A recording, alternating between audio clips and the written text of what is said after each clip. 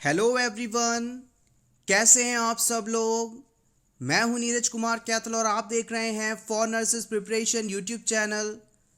आज के इस वीडियो में हम ऑब्स्टेट्रिक एंड गायनेकोलॉजी से एक बहुत ही इंपॉर्टेंट कंडीशन डिस्कस करेंगे जिसे आप एक्टोपिक प्रेगनेंसी के नाम से जानते हैं। एग्ज़ाम में अक्सर यहाँ से क्वेश्चन पूछा जाता है और क्लिनिकली भी ये कंडीशन काफ़ी इंपॉर्टेंट है। Let's begin our today's video. सबसे पहले हम बात करते हैं इंट्रोडक्शन की कि एक्टोपिक प्रेगनेंसी आखिर है क्या। An ectopic pregnancy is one in which fertilised ovum is implanted and develops outside the uterine cavity. Ectopic pregnancy एक ऐसी कंडीशन है जिसमें fertilised ovum outside the uterine cavity develop हो, इम्प्लांट हो जाए और डेवलप हो जाए। साधारण शब्दों में हम इस चीज़ को अगर समझना चाहें तो ये मान लीजिए ये है यूट्रस। यूट्रस में ये यूट्रस का बॉडी पार्ट है। नॉर्मली जो ओवम होगा, फर्टिलाइज्ड ओवम होगा, लगभग इसी लोकेशन पे आकर इम्प्लांट होता है। तो यहाँ से इसे नॉर्मल साइट ऑफ इम्प्लांटेशन कह सकते हैं और यहाँ से प्रेगनेंसी के आगे बढ़ने की संभावना पूरी रहती है। अगर ओवम इस जगह को छोड़कर, इस साइट को छोड़कर इसके अलावा कहीं और जाकर इम्प्लांट हो जाए और प्रेगनेंसी वहाँ से आगे बढ़े तो इस सिचुएशन को हम एक्टोपिक प्रेगनेंसी के नाम से जानते हैं। एक्टोपिक प्रेगनेंसी एक ऐसी कंडीशन है जिसमें fertilised ovum normal site of implantation पर इम्प्लांट ना होकर किसी और जगह पर इम्प्लांट हो जाए तो उस कंडीशन को हम एक्टोपिक प्रेगनेंसी के नाम से जानते हैं। अब हम बात करते हैं साइट्स ऑफ इम्प्लांटेशन की, या सिंपली आप कह सकते हैं एक्टोपिक प्रेगनेंसी का क्लासिफिकेशन। एक्टोपिक प्रेगनेंसी सिचुएशन में जो फर्टिलाइज्ड ओवम है या तो यूट्राइन कैविटी के बाहर इम्प्लांट होगा या फिर यूट्राइन कैविटी में नॉर्मल इम्प्लांटेशन साइट के अलावा कहीं पर इम्प्लांट होगा। एक्स्ट्रा यूट्राइन जो एक्टोपिक प्रेगनेंसी है वो ऑलमोस्ट 98.5% होती है। यानी कि एक्टोपिक प्रेगनेंसी में मुख्य रूप से एक्स्ट्रा यूट्राइन एक्टोपिक प्रेगनेंसी देखने को मिलती है और ओनली 1.5% जो होती है वो होती है यूट्राइन एक्टोपिक प्रेगनेंसी, यानी यूट्रस के अंदर किसी अन्य साइट पर इम्प्लांटेशन का होना। सबसे पहले हम डिस्कस करेंगे एक्स्ट्रा यूट्राइन एक्टोपिक प्रेगनेंसी के बारे में। Extra uterine type of ectopic pregnancy में हम सबसे पहले डिस्कस करेंगे ट्यूबल एक्टोपिक प्रेगनेंसी को। ये बहुत इंपॉर्टेंट है। एग्ज़ाम के पॉइंट ऑफ व्यू से आपसे पूछा जाए कि एक्टोपिक प्रेगनेंसी में सबसे ज़्यादा कौन सी प्रेगनेंसी होती है, तो यदि ऑप्शन में यूट्राइन और एक्स्ट्रा यूट्राइन हो तो सबसे पहले आपको extra uterine type of pregnancy select करना है।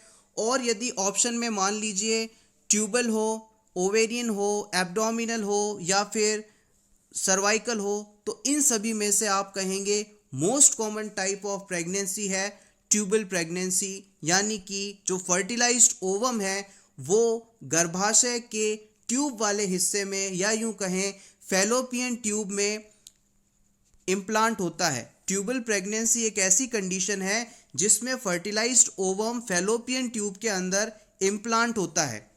एनाटॉमी की बात करें तो फैलोपियन ट्यूब के 4 पार्ट्स होते हैं, एम्प्यूला, इस्थमस, इन्फंडिब्यूलर और इंटरस्टिशियल।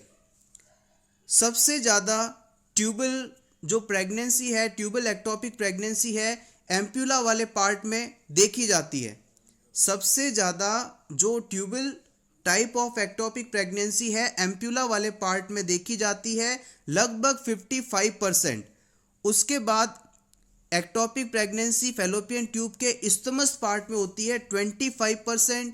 उसके बाद इन्फंडेब्यूलम 18% और उसके बाद इंटरस्टिशियल ओनली 2%। आपसे यदि पूछा जाए क्वेश्चन की फर्टिलाइजेशन कहाँ होता है तो आप कहेंगे ओवम पार्ट में। फर्टिलाइजेशन का मतलब होता है sperm plus ovum equals fertilised ovum और we can say it zygote. तो जो ओवम है वो स्पर्म से कहाँ पर मिलेगा? एम्प्यूला वाले पार्ट में। इसलिए most common tubal ectopic pregnancy भी एम्प्यूला वाले पार्ट में देखने को मिलती है और वो होती है अप्रोक्सीमेटली 55%। आई होप इस चीज़ से आप क्लियर हैं। अब हम बात करते हैं एक्स्ट्रा यूट्राइन के अंदर ही अगला टाइप जो है वो आता है ओवेरियन। हमने पढ़ा ट्यूबुलर एक्टोपिक प्रेगनेंसी यानी जो ओवम है वो यूट्राइन ट्यूब्स के अंदर इम्प्लांट हो रहा था। अब हम बात करते हैं यदि जो फर्टिलाइज्ड ओवम है वो ओवेरियन रीजन में इम्प्लांट हो जाता है तो ऐसी सिचुएशन को हम ओवेरियन एक्टोपिक प्रेगनेंसी के नाम से जानते हैं और ये लगभग 0.5% केसेस में ऐसा देखने को मिलता है। उसके बाद नेक्स्ट आता है एब्डोमिनल एक्टोपिक प्रेगनेंसी। ये ऑलमोस्ट टोटल केसेस का, टोटल एक्स्ट्रा यूट्राइन केसेस का 1% होती है। इसे हम फर्दर 2 टाइप्स में डिवाइड कर सकते हैं, प्राइमरी और सेकेंडरी। प्राइमरी जो टाइप होता है वो रेयर होता है। सेकेंडरी टाइप को फर्दर अपन इंट्रा पेरिटोनियल और एक्स्ट्रा पेरिटोनियल टाइप में बांट सकते हैं। इंट्रा पेरिटोनियल जो है वो कॉमनली पाया जाता है as compared to the extra peritoneal और broad ligament type.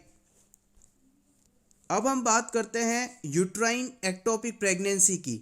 Uterine ectopic pregnancy में हम इम्पॉर्टेंटली 4 टाइप्स होते हैं, सर्वाइकल 1% से कम, एंगुलर, कॉर्नुअल और सिजेरियन स्कार लेस देन 1%। यहाँ पर मोस्ट कॉमनली आपको जो पूछा जाएगा वो यही रहता है कि एक्स्ट्रा यूट्राइन प्रेगनेंसी जो है उसमें सबसे ज़्यादा कौन सी प्रेगनेंसी देखने को मिलती है, तो आपको जवाब देना है ट्यूबल टाइप मोस्ट कॉमन। अब हमने एक्टोपिक प्रेगनेंसी का क्लासिफिकेशन कंप्लीट कर लिया। अब बात करते हैं ईटियोलॉजी या रिस्क फैक्टर्स की। सबसे पहला है पेल्विक इन्फ्लामेटरी डिजीज़, जिसे आप शॉर्ट में PID के नाम से जानते हैं। यदि किसी फीमेल में पेल्विक इन्फ्लामेटरी डिजीज़ जैसे कि साल्पिंजाइटिस, एंडोमेट्राइटिस, ऊफराइटिस आदि मौजूद हैं तो उनमें चांसेस हैं कि एक्टोपिक प्रेगनेंसी हो सकती है। Because pelvic inflammatory disease PID को हम मोस्ट कॉमन कॉज मानते हैं एक्टोपिक प्रेगनेंसी का। आपसे ये क्वेश्चन पूछा भी जा सकता है कि एक्टोपिक प्रेगनेंसी का मोस्ट कॉमन कॉज क्या है या रिस्क फैक्टर क्या है, तो आपको बताना है पेल्विक इन्फ्लामेटरी डिजीज़ और उसका उदाहरण होता है साल्पिंजाइटिस, एंडोमेट्राइटिस, ऊफराइटिस एक्सेट्रा। अब हम बात करते हैं सेकेंड रिस्क फैक्टर की या कॉज की, जो है use of intra uterine contraceptive device specially progestasert. यदि कोई female progestasert contraceptive device use करती है तो उसमें एक्टोपिक प्रेगनेंसी होने की संभावना बढ़ जाती है। प्रोजेस्ट्राट एक ऐसे इंट्रा यूट्राइन कॉन्ट्रासेप्टिव डिवाइस हैं जो कि प्रोजेस्ट्रॉन का सिक्रीशन करते रहते हैं। नेक्स्ट आता है previous history of ectopic pregnancy. यदि किसी फीमेल में पहले कभी एक्टोपिक प्रेगनेंसी हो रखी है तो चांसेस बनते हैं कि उसमें एक्टोपिक प्रेगनेंसी दोबारा हो जाए। फिर आता है हिस्ट्री ऑफ इनफर्टिलिटी। यदि किसी फीमेल में हिस्ट्री ऑफ इनफर्टिलिटी है तो उसमें भी एक्टोपिक प्रेगनेंसी होने की संभावना ज़्यादा होती है। ART particular if the tubes are patent but damage. यदि किसी फीमेल में ट्यूब्स पेटेंट हैं, खुली हैं, लेकिन डैमेज हैं तो इस सिचुएशन के अंदर भी जो एक्टोपिक प्रेगनेंसी है वो हो सकती है। Previous induced abortion. यदि प्रीवियसली एबॉर्शन इंड्यूस करवाया गया है तो वहाँ पर भी एक्टोपिक प्रेगनेंसी होने के चांसेस बढ़ जाते हैं, इंक्रीज हो जाते हैं। As more than 40 years. 40 साल से अधिक उम्र की महिलाओं में एक्टोपिक प्रेगनेंसी होने के चांसेस ज़्यादा होते हैं। Young age sexual intercourse due to sexually transmitted diseases, multiple sex partners.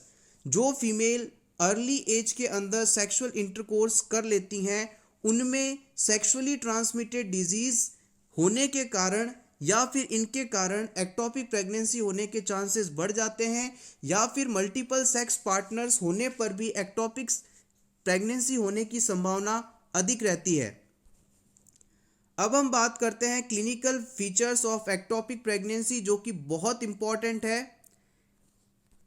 Clinical features के अंदर सबसे ज़्यादा इंपॉर्टेंट फीचर आता है क्लासिकल ट्राइड। यहाँ से क्वेश्चन अक्सर पूछे जाते हैं कि एक्टोपिक प्रेगनेंसी के क्लासिकल ट्रायड में कौन सी चीज़ इंक्लूडेड नहीं है।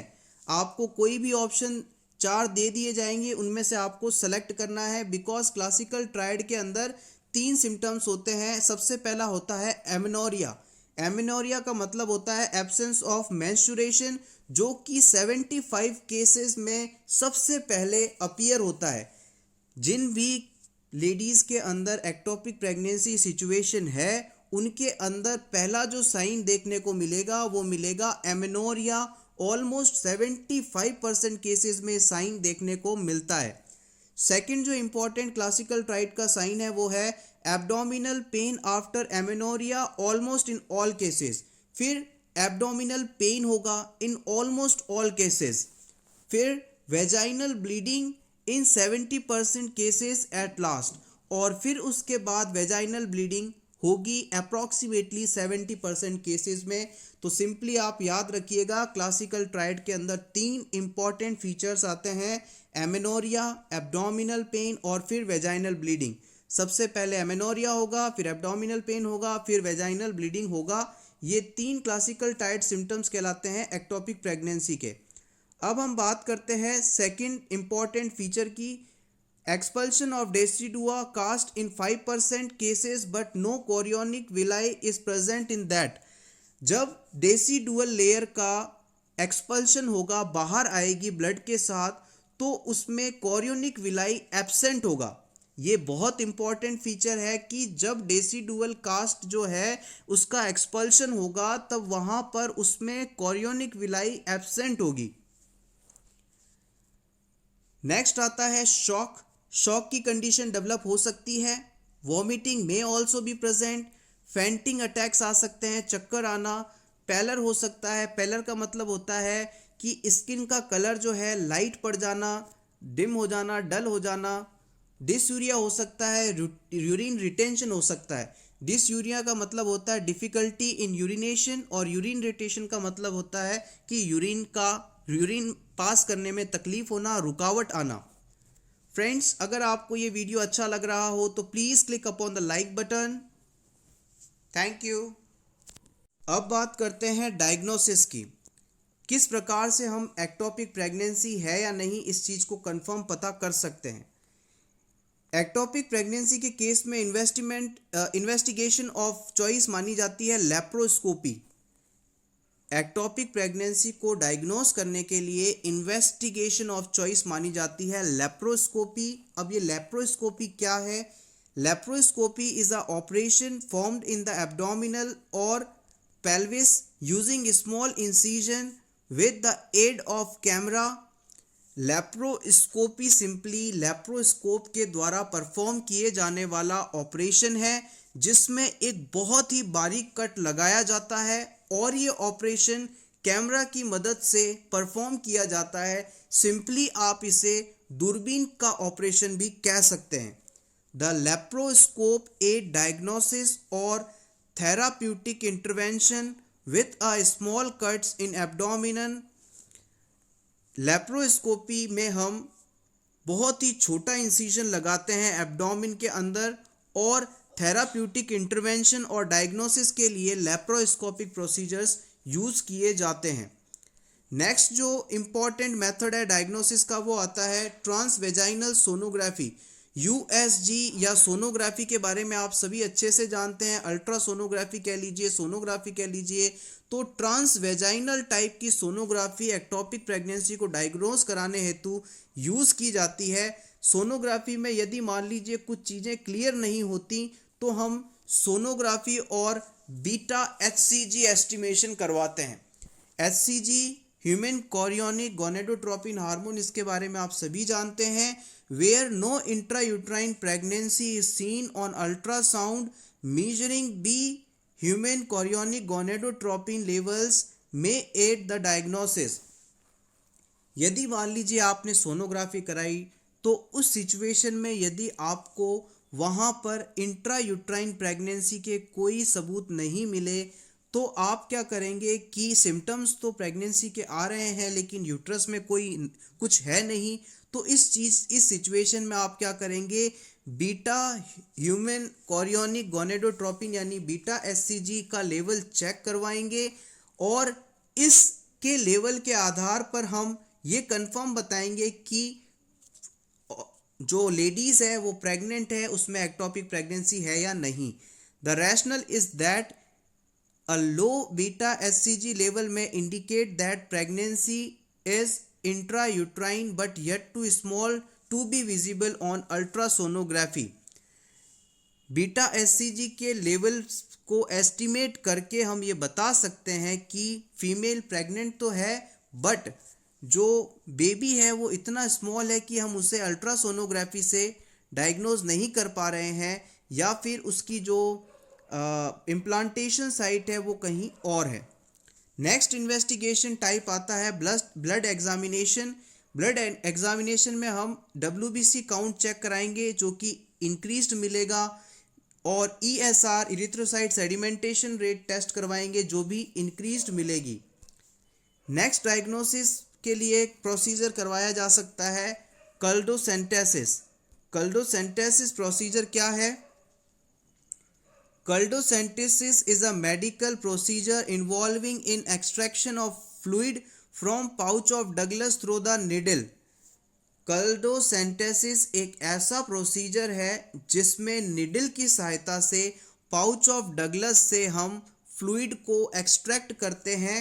It can be one diagnostic technique using identify pelvic inflammatory disease and rupture of ectopic pregnancy that cause hemoperitoneum। इस प्रोसीजर के द्वारा कल्डोसेंटेसिस के द्वारा एक्टोपिक प्रेगनेंसी के साथ साथ हम पेल्विक इन्फ्लामेटरी डिजीज को भी डायग्नोस कर सकते हैं।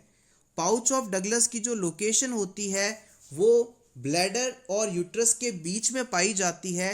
इस जगह पर निडल इंसर्ट करके फ्लूइड एस्पायरेट किया जाता है।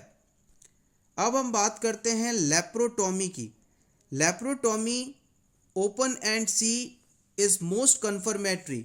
लेप्रोटोमी एक ऐसा प्रोसीजर होता है जिसमें हम एब्डोमेन रीजन में कट लगाकर एग्जैक्टली देखते हैं कि इम्प्लांटेशन कहाँ हुआ है, इसलिए इसे हम मोस्ट कन्फर्मेटरी मेथड मानते हैं एक्टोपिक प्रेगनेंसी को डायग्नोसिस में। लेप्रोटोमी की बात करें, थोड़ा introduction. It is a surgical procedure that involve surgeon making one large incision in the abdomen. Laparotomy और लेप्रोस्कोपी ये दो सिमिलर टर्म्स हैं, ऑलमोस्ट सिमिलर टर्म है, लेकिन थोड़ा सा गौर करिएगा। लेप्रोस्कोपी प्रोसीजर में हमने अभी डिस्कस किया था कि बहुत ही छोटा सा कट लगाकर कैमरे को इंसर्ट करके ऑपरेशन परफॉर्म किया जाता है, जबकि लेप्रोटोमी एक ऐसा प्रोसीजर है, ऑपरेशन है, जिसमें बड़ा कट लगाया जाता है और कैमरे के बिना सर्जन अपने हाथों से कट लगाकर बिना कैमरे के जो ऑपरेशन है उसे परफॉर्म करता है। तो सबसे बड़ा अंतर यही हो गया कि जो इंसिजन है लेप्रोटोमी प्रोसीजर में बड़ा होगा और लेप्रोस्कोपी में इंसिजन छोटा होगा। लेप्रोस्कोपी में स्कोप या कैमरा की मदद ली जाती है, जबकि लेप्रोटोमी में इसकी मदद नहीं ली जाती। Doctor use laparotomy to look inside the abdominal cavity to diagnose and treat the abdominal health condition. Laparotomy procedures की सहायता से कट लगाकर एब्डोमिन में डॉक्टर देखता है कि क्या प्रॉब्लम है, क्या हेल्थ रिलेटेड कंडीशन है, और फिर उसका ट्रीटमेंट किया जाता है। अब बात करते हैं मैनेजमेंट की। एक्टोपिक प्रेगनेंसी के केसेस को हम मेडिकली और सर्जरिकली दोनों ही प्रकार से मैनेज कर सकते हैं। आइए डिटेल्स देखते हैं। सबसे पहले बात करेंगे मेडिकल मैनेजमेंट की। Medical management is used if ectopic pregnancy is not ruptured. यदि एक्टोपिक प्रेगनेंसी रप्चर नहीं हुई है, उस समय तक एक्टोपिक प्रेगनेंसी रप्चर नहीं हुई है, उस समय तक हम मेडिकली इसे मैनेज कर सकते हैं। और यदि एक्टोपिक प्रेगनेंसी एक बार रप्चर हो जाए तो फिर मेडिकल मैनेजमेंट काम नहीं आता। Methotrexate is a drug of choice, important है। मेथोट्रेक्सेट जो कि एक एंटी कैंसर ड्रग भी कह सकते हैं आप। मेथोट्रेक्सेट ड्रग का इस्तेमाल एक्टोपिक प्रेगनेंसी को मैनेज करने के लिए किया जाता है। As a drug of choice इसे यूज़ किया जाता है। Other drugs like prostaglandins, vasopressin, actinomycin also used. सबसे इम्पॉर्टेंट ड्रग है मेथोट्रेक्सेट, उसके अलावा प्रोस्टाग्लैंडिन, वैसोप्रेसिन, एक्टिनोमाइसिन आदि मेडिकली एक्टोपिक प्रेगनेंसी को मैनेज करने हेतु उपयोग की जाती हैं। सर्जिकल मैनेजमेंट की बात करते हैं। It is used in case of ruptured और अनरप्चर्ड एक्टोपिक प्रेगनेंसी। सर्जिकली हम एक्टोपिक प्रेगनेंसी चाहे रप्चर्ड हो या फिर अनरप्चर्ड हो, दोनों ही केसेस में उपयोग कर सकते हैं। कौन कौन सी सर्जरीज परफॉर्म की जाती है इसमें भी हम जान लेते हैं। 2 प्रकार की सर्जरीज मुख्य रूप से परफॉर्म की जाती हैं। पहली होती है कंजर्वेटिव सर्जरी लाइक लाइनर साल्पिंगोस्टोमी और साल्पिंगोटॉमी। कंजर्वेटिव सर्जरी के अंदर 2 प्रकार की सर्जरी होती है, साल्पिंगोस्टोमी या फिर साल्पिंगोटॉमी। रेडियल सर्जरी की बात करें तो जिसमें पर्टिकुलर पार्ट को काट कर निकाल दिया जाता है उसे हम बोलते हैं radical surgery like salpingectomy, in which we remove tubes in which ectopic pregnancy had occurred.